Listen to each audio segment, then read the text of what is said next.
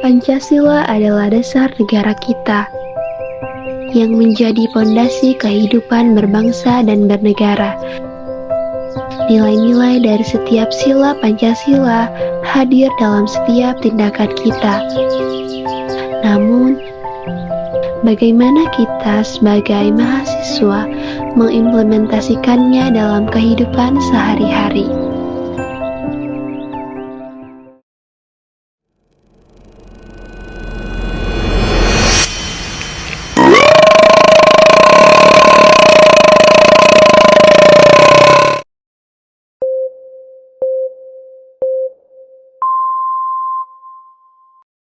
Pose with the bands.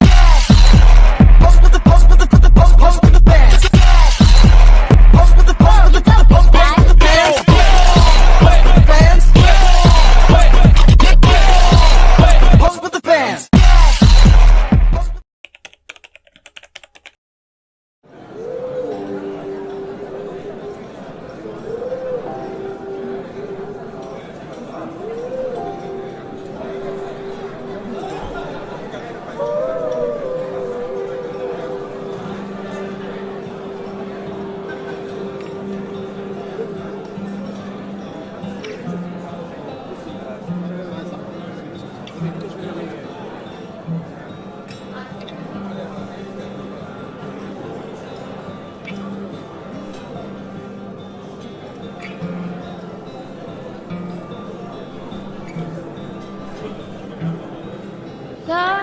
Dalam kehidupan sehari-hari, kita saling membutuhkan satu sama lain. Saat ada kesulitan, disitulah kemanusiaan diuji. Menolong tanpa pamrih, membantu tanpa melihat perbedaan, itulah makna sejati dari kemanusiaan yang adil dan beradab. Karena di balik setiap tindakan kecil adalah gerakan besar yang tumbuh untuk negeri ini. Mari saling menolong karena kita adalah satu bangsa, satu Indonesia yang berberi kemanusiaan.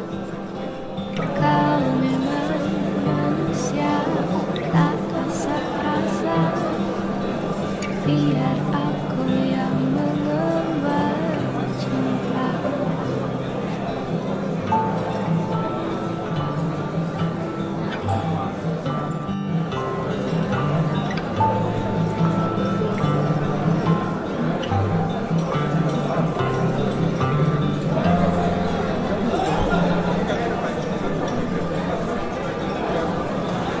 Awan dan alam saling bersentuh, mencipta hangat kau pun tersenyum.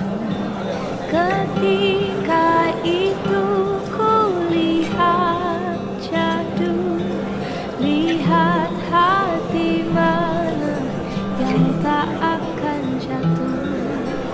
Kau memang manusia, sedikit kata. Bolehkah aku yang berbicara?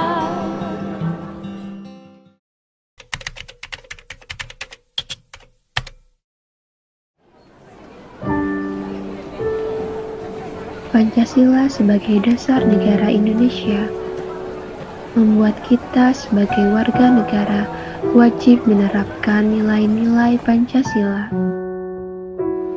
Karena itu, Pancasila sudah dianggap sebagai pandangan hidup atau pedoman hidup sehari-hari dalam mengambil sikap ataupun berperilaku.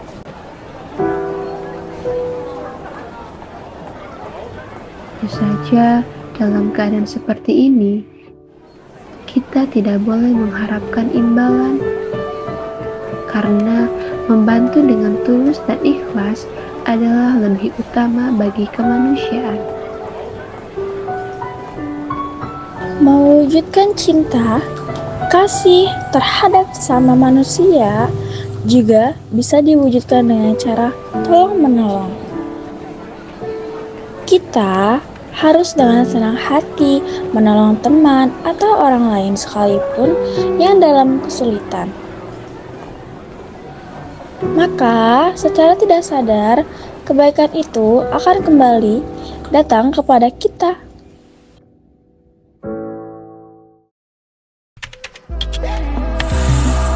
First you both go out your way and the vibe is feeling strong, and what's small turn to a friendship turn to a bond, and that bond will never be broken, the love will never get lost.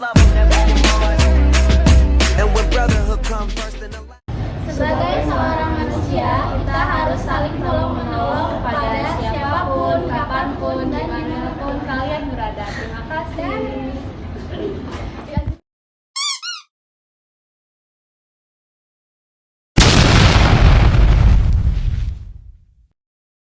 Selamat siang Pak Awal. Terima kasih sudah meluangkan waktu. Kami dari tim kelompok 3 kampus Universitas Parahian ingin berbincang sedikit tentang mata kuliah Pancasila, tapi dari sudut pandang yang lebih praktis, yaitu tentang nilai tolong menolong. Selamat siang. Tentu saja ini topik yang sangat relevan. Seringkali mahasiswa menganggap Pancasila itu hafalan, padahal intinya ada di tindakan. Ya, silakan. Baik, Pak Awal, pertanyaan pertama, bagaimana sebenarnya mata kuliah Pancasila memandang konsep tolong menolong? Apakah ini hanya sekedar anjuran moral? Pertanyaan yang bagus. Tolong menolong atau yang sering kita sebut gotong royong adalah inti dari saripati Pancasila. Itu bukan sekedar anjuran, tapi sebuah sistem kerja bangsa. Dalam mata kuliah Pancasila, kita belajar bahwa tolong menolong adalah manifestasi langsung dari sila kedua, yaitu kemanusiaan yang adil dan beradab. Kita menolong karena kita memanusiakan manusia lain. Itu juga adalah fondasi sila kelima, keadilan sosial. Keadilan tidak akan tercapai jika ada ketimpangan, dan tolong menolong adalah jembatan untuk mengurangi ketimpangan itu. Jadi kaitannya sangat erat dengan sila kedua dan kelima ya Pak. Tapi di era sekarang banyak yang merasa individualisme lebih kuat. Bagaimana itu sebagai mahasiswa bisa melawan arus itu? Ini tantangan zaman. Di kelas Pancasila, saya selalu tekankan, tolong menolong di era digital mungkin bentuknya berbeda. Dulu, orang gotong royong membangun jembatan. Sekarang, mahasiswa bisa gotong royong secara intelektual. Anda punya teman yang kesulitan membayar UKT, buat gerakan penggalangan dana. Anda punya teman yang kesulitan memahami material kuliah, buat kelompok belajar. Itu adalah tolong menolong yang nyata. Berarti tolong menolong di kampus bukan berarti memberikan contekan saat ujian ya Pak? Tentu saja bukan. Itu pertanyaan jebakan ya. Memberi contekan itu bukan menolong. Itu namanya menjerumuskan. Itu merusak sila kelima karena menciptakan ketidakadilan bagi yang sudah belajar jujur. Menolong yang benar adalah mengajarkan, bukan memberi jawaban instan. Itu mencontek. Bukan memberi jawaban instan. Ajak teman Anda ke perpustakaan, bantu dia pahami konsepnya. Itu butuh usaha lebih, tapi itulah esensi kemanusiaan yang beradab. Saya setuju Pak. Lalu sering kali kita mau menolong tapi terbentur sara, kayak suku agama, ras, dan antar golongan. Kita cenderung menolong yang sama dengan kita. Bagaimana Pancasila mengatasi ini? Disinilah sila pertama dan ketiga berperan. Sila pertama yaitu ketuhanan yang Maha Esa ya, mengajarkan kita bahwa semua manusia adalah ciptaan Tuhan yang mulia, apapun agamanya. Terus sila ketiga itu namanya Persatuan Indonesia, mengingatkan kita bahwa tolong menolong tidak boleh tersekat oleh perbedaan. Justru tolong menolong di tasara itulah yang mengikat persatuan. Kalau Anda hanya mau menolong yang seagama atau sesuku, Anda belum mempraktekkan Pancasila secara utuh. Begitu. Menarik sekali ya Pak.